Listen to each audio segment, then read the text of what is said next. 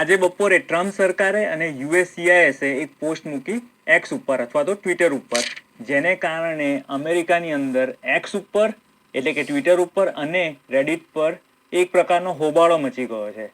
અને આ પોસ્ટ કંઈક આમ હતી કે જે લોકો અમેરિકામાં ટેમ્પરરી વિઝા પર આવેલા છે તેમને જો ગ્રીન કાર્ડ માટે અપ્લાય કરવું હોય તો તેમણે પોતાની કન્ટ્રીમાં પાછું જવું પડશે અને ત્યાં આગળ જે કોઈ પણ કાઉન્સલેટ હોય કે એમ્બેસી હોય ત્યાં જઈને તેઓએ અપ્લાય કરવું પડશે ગ્રીન કાર્ડ માટે અને વેઇટ કરવું પડશે.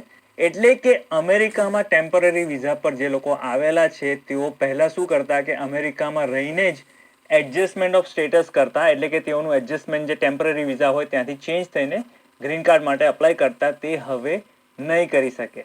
અથવા તો અપ્લાય કરી શકશે પણ ગ્રીન કાર્ડ મળવું થોડુંક અઘરું થઈ શકે છે, તેવું એનું ઇન્ટરપ્રિટેશન કરવામાં આવી રહ્યું છે. હવે આ જે મેમો પબ્લિશ કરવામાં આવેલો છે તેમાં કોઈ નવો નિયમ નથી, કોઈ લો નવો નથી. હવે બીજો હોબાળો એ પણ મચેલો છે કે જે લોકો H1B વિઝા પર આવેલા છે તેઓનું શું, તો એના પર પણ હું વાત કરીશ આ વિડીયોની અંદર. પણ સૌથી પહેલા તમને કહું કે આ અસર કોને થશે, સૌથી વધારે અસર કયા લોકોને થશે અને સૌથી ઓછી અસર કોને થશે આ જે નિયમ જાહેર કરવામાં આવ્યો છે તેના બાબતે. હવે મેં તમને જેમ કીધું કે આ નિયમ કોઈ નવો નથી. આ ખાસ કરીને આ જે પોસ્ટ મૂકેલી છે આપણા માટે તો છે જ, પણ સાથે સાથે જે યુએસસીઆઈએસ ના ઓફિસર્સ છે કે જે વિઝા ઇસ્યુ કરે છે તેમના માટે વધારે છે. હવે આ જે વર્ડ છે તમે યાદ રાખો, એડજસ્ટમેન્ટ ઓફ સ્ટેટસ. હવે એડજસ્ટમેન્ટ ઓફ સ્ટેટસ નો મતલબ શું? માનો કે તમે સ્ટુડન્ટ વિઝા પર F1 વિઝા પર તમે અમેરિકામાં ભણવા માટે આવેલા છો અને તમારા લગ્ન નક્કી થઈ જાય છે કોઈ સિટીઝન જોડે. હવે સિટીઝન જોડે તમે લગ્ન કરો તો પહેલા એવું હતું કે તમે તમારું સ્ટેટસ સ્ટુડન્ટ વિઝામાંથી ચેન્જ કરાવીને તમે ગ્રીન કાર્ડ માટે અપ્લાય લગ્નના બેસિસ પર કરી શકતા હતા. પણ આ જે મેમો છે તે એમ કહે છે કે આવું કરવું હોય તો કરી શકો છો, પણ પહેલા કેવું હતું કે તમે અમેરિકામાં રહીને જ એડજસ્ટમેન્ટ ઓફ સ્ટેટસ માટે અપ્લાય કરી શકતા હતા, એટલે તમારે ઇન્ડિયા કે પછી બીજી કોઈ કન્ટ્રીમાં પાછું જવું નહોતું પડતું. પણ આ મેમોમાં એવું કહેવામાં આવે છે કે જો તમે ઓફિસર હો તો આ ઓટોમેટિક જે એડજસ્ટમેન્ટ ઓફ સ્ટેટસ છે તમે ના આપો. તમે યુએસસીઆઈએસ ના ઓફિસર હો તો તમે આ પ્રકારની કોઈ પણ એપ્લિકેશન આવે તો તમે જે કેન્ડિડેટ છે તો પ્રયત્ન કરો કે તે પોતે પાછો એની કન્ટ્રીમાં જાય, ત્યાં અપ્લાય કરે અને ત્યાંથી વેઇટ કરીને પછી અમેરિકા આવે. હવે આ સૌથી વધારે અફેક્ટ કોને કરશે? જે લોકો વિઝિટર વિઝા પર અમેરિકામાં આવે છે, B1 B2 વિઝા પર આવતા હોય છે, અથવા જે ટેમ્પરરી બીજા કોઈ પણ પ્રકારના વિઝા પર અમેરિકામાં આવે છે અને અમેરિકામાં તેઓ ગ્રીન કાર્ડ માટે જેઓ અપ્લાય કરવા માંગે છે તેઓને આ વસ્તુ વધારે અફેક્ટ કરશે.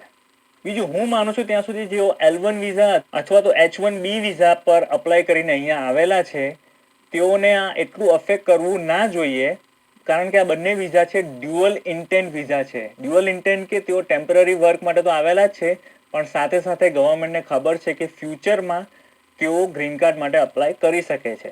પણ જરૂરી નથી કે જો તમારી પાસે H1 વિઝા હોય તો હવે તમને જે એડજસ્ટમેન્ટ ઓફ સ્ટેટસ જે મળતું પહેલા ઇઝીલી આપી દેતા હતા એ હવે કદાચ થોડું મળવું અઘરું થઈ શકે છે. તમે જો H1B પર હોવ અમેરિકાની અંદર તો કદાચ તમારે હવે પ્રૂવ કરવાનું રહેશે કે why should government give you green card.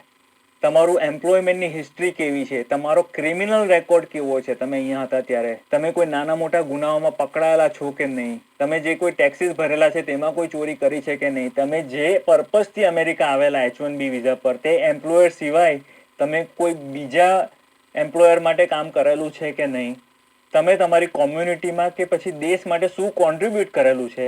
H1B પર આવેલા લોકો વર્ષો સુધી રાહ જોતા, પોતાનું I-140 ફાઇલ કરતા અને પછી વેઇટ કરતા I-485 એમનો કેસ કરંટ થઈ જાય તેના માટે, ગ્રીન કાર્ડ માટે. તો એ બધી વસ્તુઓ થોડીક કોમ્પ્લેક્સ હવે થઈ શકે છે. હવે અહીંયા આગળ 2-3 મેજર પ્રશ્નો આવીને ઊભા રહી ગયા છે. એના જવાબો મારી પાસે નથી, પણ હું તમારી જોડે ડિસ્કસ કરું છું જેથી કરીને આપણે તેને બ્રેન સ્ટ્રોમ કરી શકીએ, આપણે તેને ડિસ્કસ કરી શકીએ.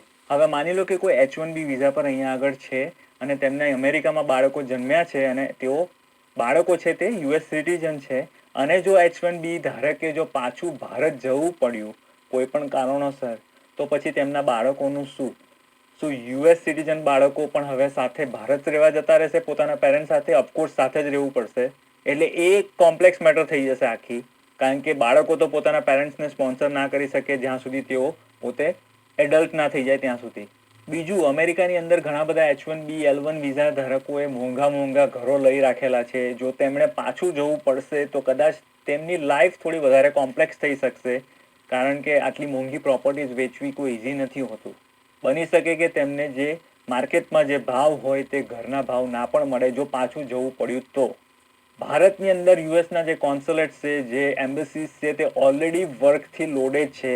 વર્કલોડ ખૂબ જ છે તેમના માથે. પણ જો આ પ્રોસેસમાં જો વધુ લોકોને પાછા ભારતમાં કે બીજા દેશમાં મોકલવામાં આવશે તો તેમના વર્કલોડમાં ખૂબ જ વધારો થઈ શકે છે અને વેઇટિંગ પીરિયડ પણ વધી શકે છે જે લોકોને ગ્રીન કાર્ડ મેળવવું છે તેના માટે.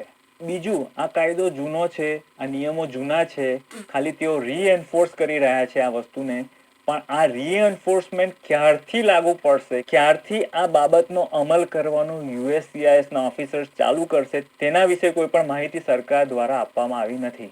બીજી એક વસ્તુ હું ક્લિયર કરી દઉં, જો તમે સ્ટુડન્ટ વિઝા પર અહીંયા આવેલા હો તો તમે ડેફિનેટલી H1 વિઝા પર અપ્લાય કરી શકો છો.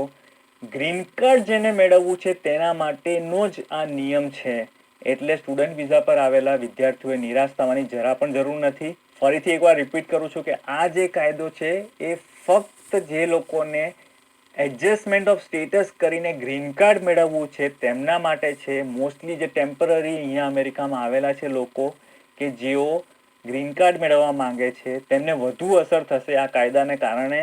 જે લોકો H1B પર કે L1 વિઝા પર આવેલા છે તેઓ મોટે ભાગે સેફ છે આ નિયમોની અંદર. વિડીયો પૂરો કરતા પહેલા એકવાર ફરીથી તમને રિમાઇન્ડ કરાવી દઉં છું કે એડજસ્ટમેન્ટ ઓફ સ્ટેટસ અપ્લાય કરવાની ના નથી પાડી.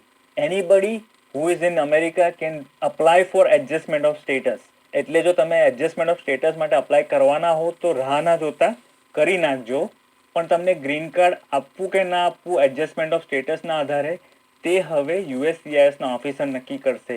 તેઓ તમને જણાવશે કે તમે આ પ્રોસેસ કન્ટિન્યુ કરી શકશો કે નહીં, અથવા તમારે પાછું ઇન્ડિયા જવું પડશે કે નહીં જવું પડે. એટલે યુએસસીઆઈએસની આ પોસ્ટ પરથી આ જ હતું મારું ક્વિક ઓબ્ઝર્વેશન. તમારા લોકોનું શું માનવું છે તે તમે કોમેન્ટ સેક્શનમાં લખીને જરૂરથી જણાવજો. વિડીયો ગમ્યો હોય તો વિડીયોને એક લાઈક ચોક્કસ આપજો મિત્રો. ચેનલ પર જો તમે નવા હો તો ચેનલને સબસ્ક્રાઇબ ચોક્કસ કરાવજો મિત્રો.